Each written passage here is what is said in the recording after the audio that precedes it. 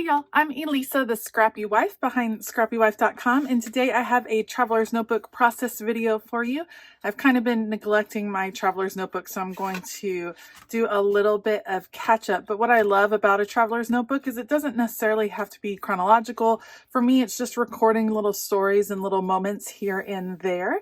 So I actually have some sweet pictures of my kiddos and some of their best friends that I'm going to document today.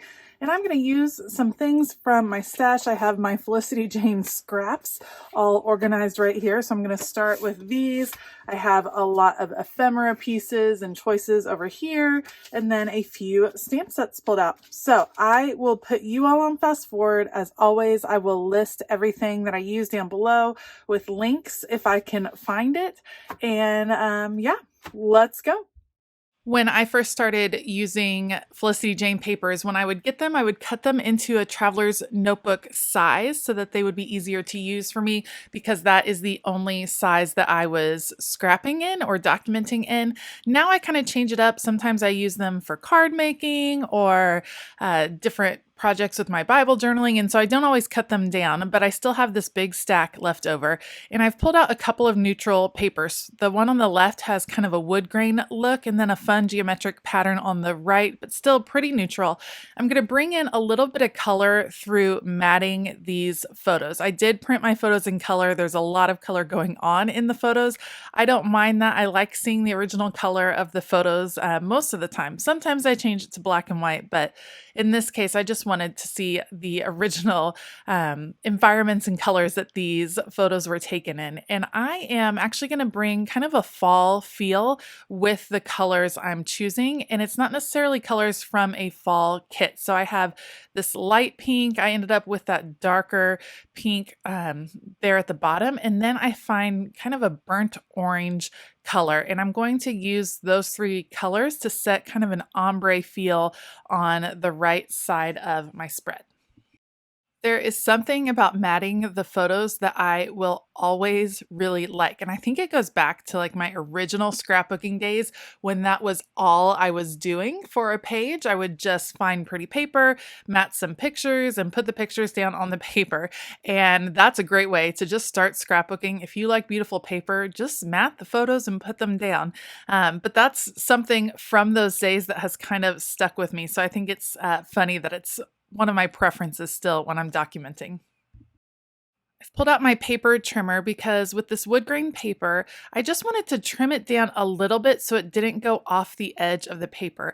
I was then using the traveler's notebook as a matting effect because there's a small white border around. It's a little bit hard to see here on screen, but you can see a white border in person. And that is just because that side is going to be the non-photo side. It's going to be where I document, where I do the journaling. And I wanted it to have a different feel than the right side, which on the right, that paper completely fills up the edge. And for some reason, because the geometric pattern goes off the edge of the paper, you get the feeling that it just keeps going. And so my preference was to have that one fill up the whole side, the whole right side of that spread. I do prefer using my advanced tape glider, the pink tape gun that you see right there. It is a little bit tricky to get used to using it, but the adhesive is really strong. So I do prefer it for these traveler's notebook pages whenever possible. Sometimes I grab my smaller Tombow when I'm working with smaller elements, and it's just a little bit too tricky to get this larger adhesive on. You can see as I'm working on this layout, I kind of always go through the same thought process. I start with my background papers or what I plan for my background. Then I like to get my large elements in place, usually the photos first. And now I'm working on the rest of my layout. I love these words. So we're going to go with the title of Friend Goals. And then in my stash, I found that ephemera piece that says together, and it was in the same kind of burnt dark orange color that I was bringing in towards the bottom of the spread. And so that kind of inspired me to really go for the ombre feel.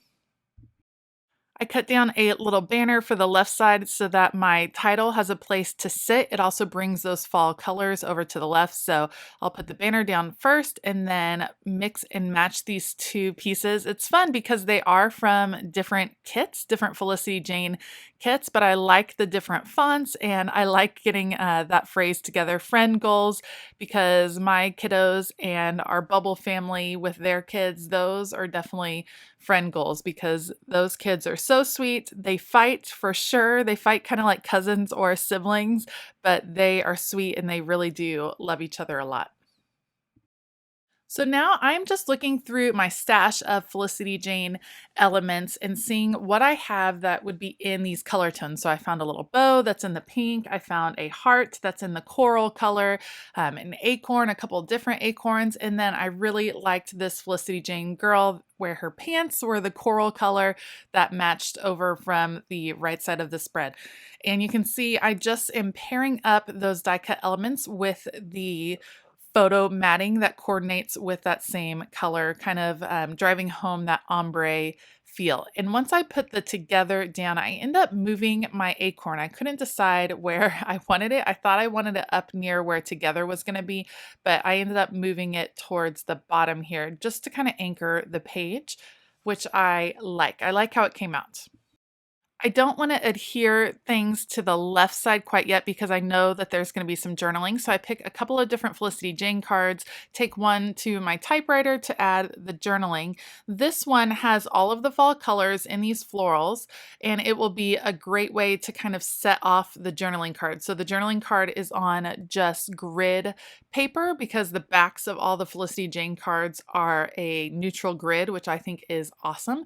So I'm going to use the floral one. It looks like a lot right now, but most of it gets covered up with this journaling card. And you can see I fuss with it so much trying to figure out where the placement was going to be. I'm super lucky I didn't tear the page because I pulled it up multiple times because I wanted this girl over there and I just couldn't wrap my head around where she would go. So I decided, well, I'll just put adhesive on her and stick her to the edge of this. And then that didn't work. Too much of the florals were coming out. And so I just messed around with it, moved it around until I was happy with the placement. Her arm does end up hanging off the page just a little bit, so I trim that off. I wanted her whole body on the page, but it's just a little bit, and that way she doesn't cover up any words. I guess I ended up having more journaling than I anticipated. So she is secured down, and I'll just trim off that little bit, no big deal. And then I was going to add this little acorn by her, but it didn't quite fit, and so I took it over to this side, and I think it looks nice tucked behind the word together. Now, that does leave me with kind of an open space at the bottom of that left page. And so I'm looking through the stamps that I've pulled to see if there's something that kind of interests me. And I love the phrase, every little thing will be okay, because I think that's a great reminder. And I think when I watch our kiddos play with their friends, that is a reminder to me that it's all going to be okay in the end. I think maybe I'll just stamp it directly on there, but I would love to bring a little bit of color. I'm trying to see if it'll work with a scrap piece that I had laying around. It did not. It was just a little bit too big. So I did find the rest of that scrap piece of paper, and I'm going to cut it down and make a second banner so that it will fill up that little space, bring in some more of the color over there, and really unite the two spreads. I consider whether I want to have it hang over between the two spreads, but I like the clean lines as they are, so I'm just going to end up trimming it off using VersaFine Onyx Black ink. And these are great stamps, so I always get a really good impression with my Felicity Jane stamps. I'll trim down that banner and secure it in place, and then this layout will be done. Thank you so much for joining me today. If you liked this video, please give it a thumbs up and consider hitting that subscribe button as well as the bell notification button. I will link supplies down below. Most of these products are just from older Felicity Jane kits, so go check out their website. A lot of times they have sales or last chance deals on past kits, and that's a great way to give this company a try. I hope that you have a fabulous day, and as always, keep it creative.